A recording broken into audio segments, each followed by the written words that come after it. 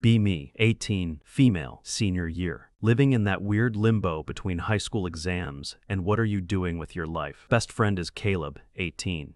We are the definition of platonic. We are so platonic, it actually circles back around to being suspicious. Our moms have been best friends since a Pilates class in 2012. Caleb is the kind of guy who knows exactly how I take my coffee. Light and sweet, 2 Splendas, no foam. I know he's allergic to strawberries and terrified of birds. We have this rhythm. Shared Google calendars, keys to each other's houses. He keeps a hoodie at my place. I keep a spare charger at his. It's comfortable like wearing a pair of sweatpants you've had for 6 years. Zero tension, 0 butterflies, just Caleb. Tuesday, raining. The kind of rain that makes the whole world look gray and fuzzy. I'm sitting on my bed trying to write an essay about The Great Gatsby. Phone rings. It's Caleb. Pickup ready to complain about Nick Carraway being an unreliable narrator. Silence on the other end. Heavy breathing. Wet, rattling breaths. Caleb? Voice cracks. They crashed, Maya. They crashed. Stomach drops through the floor. His parents were driving back from a weekend trip. Semi-truck drifted into their lane. Totaled the sedan. Rushed to the hospital. My dad drives. Mom is in the passenger seat gripping the handle like she's on a roller coaster. I'm in the back texting Caleb, but he's not reading them. Arrive at St. Jude's. Smell of antiseptic and floor wax. Fluorescent lights humming like trapped insects. Find Caleb in the waiting room. He looks small. He's 6 feet tall, but he looks like a kid wearing a college sweatshirt 2 sizes too big, shaking, vibrating. There's another guy there. Lucas, 22, Caleb's older brother. Lucas is a lot. Lucas is the unreasonable character in this story. He's currently pacing back and forth wearing a Patagonia vest and holding an iPad. Lucas works in logistics, or consulting, or something that involves a lot of buzzwords. He stops pacing when he sees us. Statistically, Lucas says, loudly, to nobody in particular, survival rates for this level of blunt force trauma are 50-50, but the doctors are highly credentialed. Caleb flinches. I rush over to Caleb. Hey, I say, soft. He looks up, eyes red. They're in surgery, he whispers. Lucas says the data is promising. I look at Lucas. Lucas nods aggressively. Panic is an inefficient use of caloric energy, Caleb, Lucas says. We need to be ready for the insurance adjusters. Read the room, Lucas, I snap. I am reading the room, Lucas says, checking his Apple Watch.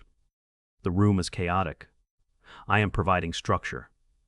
Crying solves nothing. Paperwork solves things. I ignore him. Sit next to Caleb. He's hyperventilating short, sharp gasps. I can't breathe, he says. Yes, you can, I say. Put my hand on his back. Feel his ribs expanding and contracting way too fast. Look at me. He looks. Breathe with me. In for 4. Hold for 4. We do this for 20 minutes. Lucas stands in the corner typing on his iPad, muttering about deductibles and power of attorney. Hours pass. Surgery is long. Doctor comes out. They're critical but stable. Long recovery ahead. Multiple fractures. Internal bleeding. But alive. Caleb lets out a sound that is half sob, half laugh. Slumps against me. They're alive, he whispers. Lucas nods. Acceptable outcome, he says. I will begin drafting a rehabilitation schedule. My parents step in. Caleb is staying with us tonight, my mom says. Lucas, you're welcome too. Lucas shakes his head. Negative. I need to go to the house and audit the fridge. Food spoilage is a sunken cost we cannot afford right now. He leaves. We take Caleb home. Back at my house, it's midnight. House is quiet. My parents go to bed but leave the hallway light on. Caleb is in the guest room. I'm in my room staring at the ceiling. Can't sleep. Hear a noise. Footsteps. Door creaks. Caleb is standing there ghostly pale in the dark. I can't be alone, he says, voice shaking. Every time I close my eyes, I see the car. Come here, I say. Move over. He climbs into my bed. We've shared beds before. Sleepovers when we were 10 movie nights. But this is different. He's shivering violently, teeth chattering. Shock is a physical thing. It rewires your nervous system. I'm scared, Maya. I know. What if they don't wake up? They will.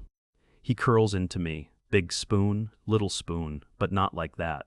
He's trying to merge his atoms with mine so he doesn't dissolve. I wrap my arms around him, hold him tight. Friction generates heat. Heat generates safety. He buries his face in my neck. I can feel his tears wet and hot. We lie there for a long time just breathing, and then the shift happens. It's not a decision, it's gravity. The need for comfort turns into a need for contact. The need for contact turns into a need to feel alive. Lines blur. We don't talk about it. We don't plan it. It's desperate and clumsy and quiet, trying to outrun the fear. Afterward, silence. He falls asleep instantly like a battery that just died. I stay awake staring at the glow-in-the-dark stars on my ceiling thinking, oh no, that just happened. Morning awkwardness level, 1000. Caleb wakes up, looks at me, looks at the messy sheets, face goes red. Yeah. I wasn't thinking. It's okay. I say, trying to be cool, trying to be the best friend. Trauma brain. I say, we were stressed. Right, he says, looking relieved, stress. Just stress. He gets up, gets dressed in the bathroom, doesn't look me in the eye. My mom makes pancakes. Caleb eats 3 bites. Lucas texts him, hospital visitation hours, commence in 45 minutes. Be punctual. Efficiency is key to recovery. Caleb leaves. I sit there with a cold pancake feeling like I just lost something but not sure what. Next 2 weeks blur of hospital visits, school weird texts. Caleb pulls away, retreats into himself. He's at the hospital every day. Lucas has him on a schedule. 8 a.m. Emotional check-in. Optional. 9 a.m. Physical therapy observation. Noon. Nutrition intake. Lucas is treating his parents' recovery like a failed startup he's been hired to fix. I try to visit. Caleb is distant. Sits in the corner on his phone. Doesn't touch me. Doesn't hug me. It's like that night in my bed erased 10 years of friendship. I feel used. Not maliciously, but functionally. I was the emotional airbag, and now the crash is over, and you don't need the airbag anymore. Week 4. Something is wrong. I'm in. AP English teacher is talking about Hamlet. Room smells like dry erase markers and old coffee. Sudden wave of nausea hits me like a brick to the face. Saliva floods my mouth. Raise hand bathroom. Don't wait for permission, run, barely make it to the stall. Throw up breakfast, comes up acid misery. Sit on the cold tile floor, wiping my mouth with rough brown paper towel. Just stress. I tell myself. Bad sushi. Flu. Week 5. It's not the flu. Smell of frying bacon makes me gag. Mom is cooking breakfast. Want some eggs, honey? I run out of the kitchen. Mom looks concerned. You okay? Stomach bug, I yell from the stairs. Check my period tracker app. Clue says 8 days late. Usually I'm like a Swiss train. Panic sets in cold. Hard panic, worse than the car crash panic. This is a slow motion crash and I'm driving. Need a test. Can't go to the CVS near my house. Misses the first Dan. Gable works there. She knows my mom. She'll tell her I was buying feminine supplies and give a knowing wink. Can't risk it. Wait until 9 p.m. Tell parents I'm going to Jenna's house to study. Drive 3 towns over, go to a sketchy 24-hour Walgreens. Fluorescent lights are flickering aisle. 12 family planning stare at the boxes. Why are there so many options? Digital, analog, early detection, rapid response, dye stealer. Grab 3 different brands. Generic, store brand fancy, clear blue, some pink one that promises peace of mind. Also buy a pack of gum and a vitamin water to throw off the cashier. Cashier is a guy with a neck tattoo he doesn't even look up. Scans the tests, beep, beep, beep. Receipt in the bag? No thanks. Walk out, clutching the plastic bag like it's a bomb. Drive to a park, empty baseball field. Sit in my car, engine idling, heater blasting. It's cold.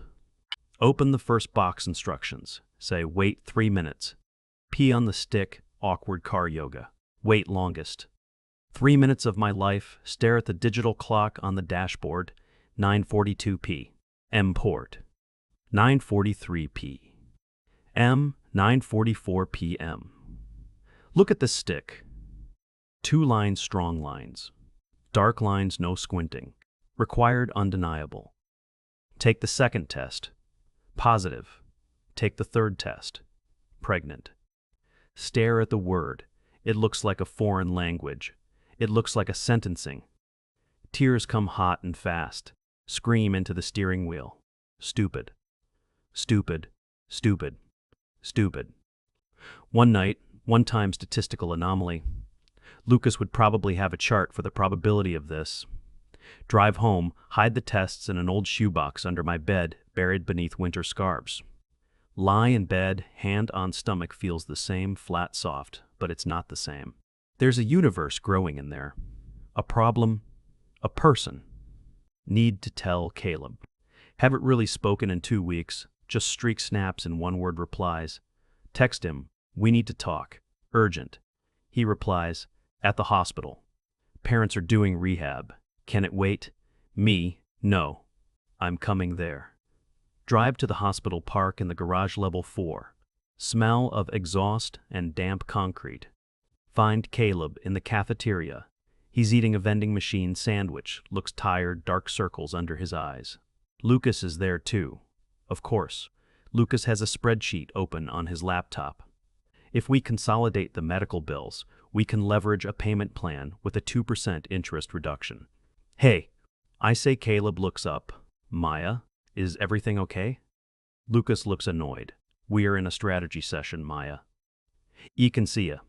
Caleb, I need to talk to you alone. Caleb looks at Lucas. Lucas sighs, closes laptop. 5 minutes. Time management is crucial. Caleb follows me out into the hallway. We walk to a quiet corner near the vending machines. Hum of the refrigerator is loud. What's wrong? He asks. He looks scared, thinks it's about his parents. Are they okay? They're fine. I say, it's not them, it's us. He stiffens us. There is no us, Maya. We talked about this. It was a mistake. Ouch, that stings. Yeah, I say. A mistake with consequences.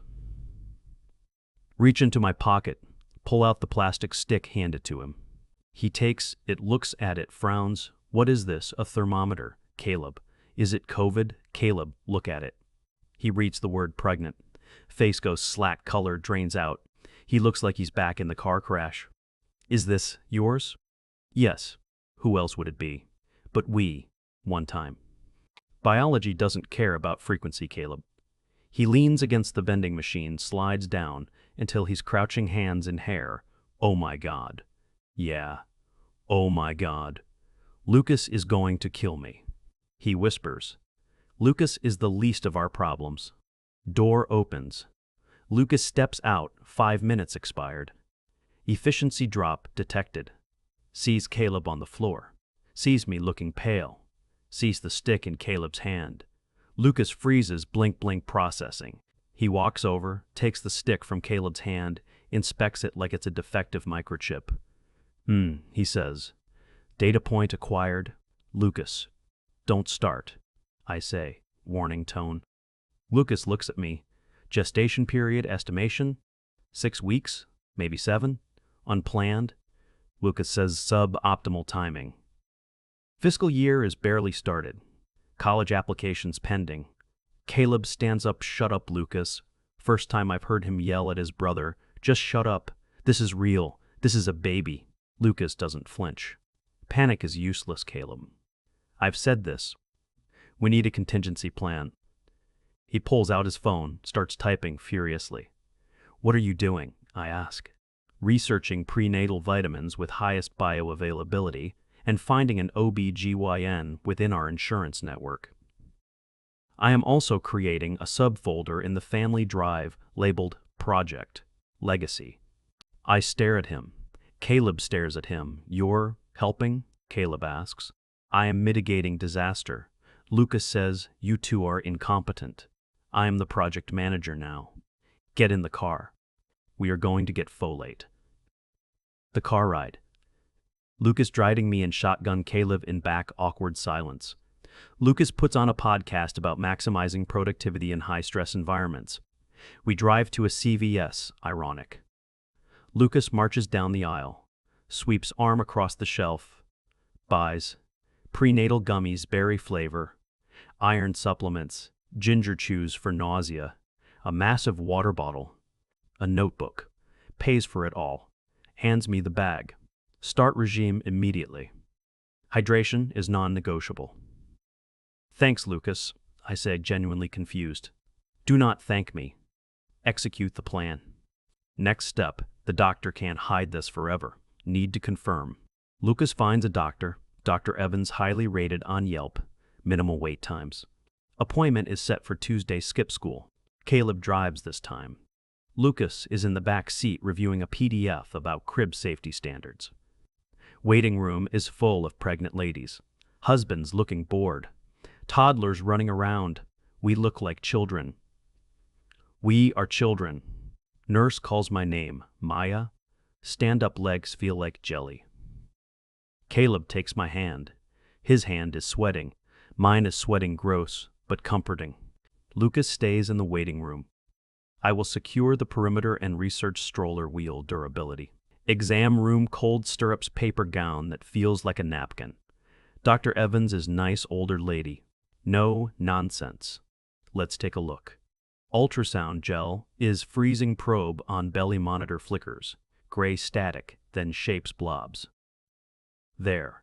She points tiny bean pulsing. Hear that? Switches on the audio. Whoosh, whoosh, whoosh, whoosh. Sound of a galloping horse, fast, strong, urgent. Caleb grips my hand so hard it hurts. That's the heartbeat, doctor says. Caleb starts crying, silent tears just streaming down his face. I look at the screen. That's a person that's half me, half Caleb, half trauma, half hope. It's real. Panic fades, replaced by something heavy responsibility. Leave the clinic. Lucas is waiting, holding a pamphlet. I have determined that cloth diapers are fiscally responsible, but logistically inefficient. We will go with biodegradable disposables. Caleb looks at him. We heard the heartbeat, Lucas. Lucas pauses, looks at Caleb, looks at me, nods once stiffly. Heartbeat indicates viability. Good. The project proceeds. He hands me a granola bar. Eat. Protein is required. The big hurdle, parents can't hide it, showing soon. Caleb's parents are out of the hospital, now recovering at home. Wheelchair for his dad, walker for his mom. My parents invite them over for dinner, celebrate the recovery. We decide to do it, then rip the Band-Aid off. Dinner is lasagna, domestic warm. Everyone is laughing. My dad is telling a bad joke about a golfer. Caleb's mom looks frail but happy. Caleb and I exchange a look. Terror. Absolute terror. Lucas is eating lasagna, methodically cutting it into perfect squares. He kicks Caleb under the table, a signal. Execute, he mouths. Caleb stands up, glass clinks, everyone. Room goes quiet. I have something to say. My mom smiles. What is it, honey? Caleb looks at me. I stand up too, hold his hand. My dad's smile fades. He knows dads always know. He puts down his fork. Maya? We're pregnant, I say, blurting it out. I'm pregnant. It's Caleb's. Silence, absolute silence. You can hear the fridge compressor humming. You can hear a car drive by outside. Crashes of silence. Caleb's mom drops her fork, clatter. You're what? Pregnant? Caleb says, voice shaking, about 10 weeks. My mom puts her head in her hands, starts sobbing. Not angry. Sobbing. Mourning. Sobbing. Mourning my childhood. Mourning her image of me going to college without baggage. My dad takes off his glasses, cleans them on his shirt slowly, carefully. This is his stress tell. He cleans them until they squeak. You're 18, he says quietly. You're children. We know. I say we know. Caleb's dad sighs, shifts in his wheelchair, winces from the pain. Well, he says this is unexpected. Then Lucas stands up, clears his throat, if I may interject. Everyone looks at Lucas. I have run the numbers, Lucas says. pulls a folded piece of paper out of his pocket. I have analyzed the combined household incomes, potential scholarship losses, and the cost of childcare in the tri-state area. It is tight. However, Hray pauses, looks at me, looks at Caleb. It is manageable. I have set up a 529 savings plan as of this morning. I have also sourced a gently used crib from a colleague in logistics. It meets all safety standards. My dad looks at Lucas. You did what? We are a tribe. Lucas says face deadpan. Tribes support the new unit. Shouting is inefficient. Planning is effective. I suggest we pivot to resource allocation. The tension breaks just a little. My mom lifts her head, wipes her eyes, looks at Lucas. You get a crib? It is cherry wood, Lucas says, sturdy. High resale value. My mom laughs, wet, choked laugh. Cherry wood, she repeats. Okay. She looks at me, okay. Stand up, walks over, hugs me, crushes me. You idiot, she whispers into my hair. You sweet, stupid idiot. I'm sorry, I cry. Don't be sorry. She says, fierce, be a mother. That's what you do now. We figure it out. The shift family mode activated anger is a luxury we can't afford. Everyone pivots. It's a group project now. Caleb's mom knits blankets. My dad baby-proofs the house with aggressive enthusiasm, installing latches on cabinets that don't even open. Lucas is the unelected manager. He holds weekly meetings. Status report, he says, every Sunday. Vitamin adherence, weight gain trajectory, nursery paint cure times. It's annoying. It's exhausting. It's love. He buys me a pregnancy pillow that looks like a giant worm. Ergonomics are vital for spinal alignment, he explains. I sleep with it every night. It's amazing. Caleb steps up. He's terrified, but he's there, gets a part-time job at a hardware store loading lumber. Comes over, smelling like sawdust. Hands me his paycheck for the diaper fund, he says. We sit on the porch swing. My belly is getting big now, round and hard. He puts his hand on it. Baby kicks. He smiles. Real smile. Not a trauma smile. He's strong, Caleb says. She. I correct, we don't know yet. We have a feeling, he says. Lucas says, statistically, it's 51% male. Lucas needs to stop reading stats. Lucas bought us a stroller yesterday. Caleb says, the one with the off-road wheels. I know. He sent me a video tutorial on how to fold it. Senior prom. I don't go. Can't fit into a dress, don't want to be the pregnant girl waddling around the dance floor. Caleb stays home with me. We order pizza watch. Bad reality TV. You regret it? He asks, looking at the TV missing prom. Everything. I look at him, look at my belly. Look at the crib in the corner that Lucas assembled and reassembled twice because it wasn't perfectly level. No, I say, it's a mess. But it's our mess. Yeah, he says, takes my hand. Squeezes our mess. Graduation. Waddle, across the stage gown, is huge tent-like. People cheer. My dad screams, that's my girl. Lucas holds up a sign that says, Page 1 complete. Embarrassing, hilarious. I grab my diploma, shake the principal's hand. He looks at my stomach, looks at me. Good luck, he says. He means it. Summer. Hot, humid, swollen ankles, living in the guest room at my parents'. Caleb is there every day painting. The nursery color is calming sage. Lucas picked it.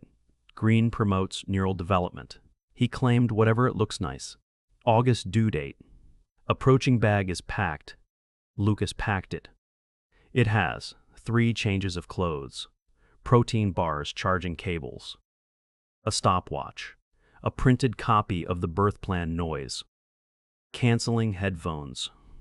Tuesday night storming, again, just like the night of the crash. Rain battering the windows, sitting on the couch, eating pickles straight from the jar. Stereotypical, but necessary. Feel a pop like a water balloon, warm fluid everywhere. Soak the cushion. Mom, I yell. Chaos ensues. Dad grabs the keys, drops them. Mom grabs the bag. Caleb is called. He's there in 4 minutes. Running in the rain, soaked. Is it time? It's time. Lucas pulls up in his car. I will drive, he announces. My vehicle has superior suspension, and I have mapped the route with least traffic. We pile in. Lucas drives like a Secret Service agent, smooth, fast, calm. Breathing exercises. He commands from the front seat. Inhale. Exhale. Do not hyperventilate. Caleb holds my hand in the back. You got this, he says. We got this. Pain hits contraction, feels like my back is being ripped open. I squeeze Caleb's hand bones, crunch. He doesn't complain. Hospital? Same hospital as the crash? Same smell, different? Floor maternity nurses are nice. First baby? Yup. You're young. Yup. Into the room gown. On monitors, beeping, heartbeat again. Whoosh, whoosh, whoosh, faster, now stronger. Hours of labor, it sucks, movies lie. It's not beautiful. It's sweat and screaming and poop and blood. Lucas is in the hallway giving updates to the grandparents. Dilation at 6 centimeters. Progression is linear. Caleb is by my side, wiping my forehead, holding the ice chips. He looks older. The boy who panicked is gone. The man who is a father is here. Breathe, Maya. Look at me. I look at him. Eyes lock anchor. Pushing pain like fire, ring of fire. One more, doctor yells. Scream, push, release. Cry, baby. Cry, thin, high-pitched wail. It's a girl. Doctor says, places her on my chest, slippery, warm, heavy. She opens her eyes, dark eyes. Caleb's eyes whirled, stops. Nothing else matters. No college apps, no judgment, no fear. Just her. Caleb cups the cord, hands shaking, but he does it. Kisses her forehead, kisses mine. We did it, he sobs. We did it. Door opens. Lucas peeks in, sees the baby, tough guy. Facade cracks just for a second. Eyes get watery. He blinks rapidly. Clears throat, walks over, looks at the baby. Subject acquired? He whispers, touches her tiny hand. With one finger. She grabs his finger, squeezes. Lucas stares, frozen. Grip strength is adequate, he says, voice thick. She is efficient. She's perfect, Lucas. I say yes, he says, statistically improbable perfection. Fade out 2 days later, leaving the hospital. Caleb carrying the car seat. It's heavy. Lucas pulls the car around, parents following. In the other car, it's a convoy, a parade. We walk out into the sunlight, bright blinding buckle. Her in, click click, tighten the strap. Caleb looks at me. Ready? I look at the baby sleeping, look. At Caleb. Look at Lucas, adjusting the rearview mirror to see the baby. No, I say, smile. But let's go anyway. Car pulls away, merge into traffic, life goes on. Just louder now.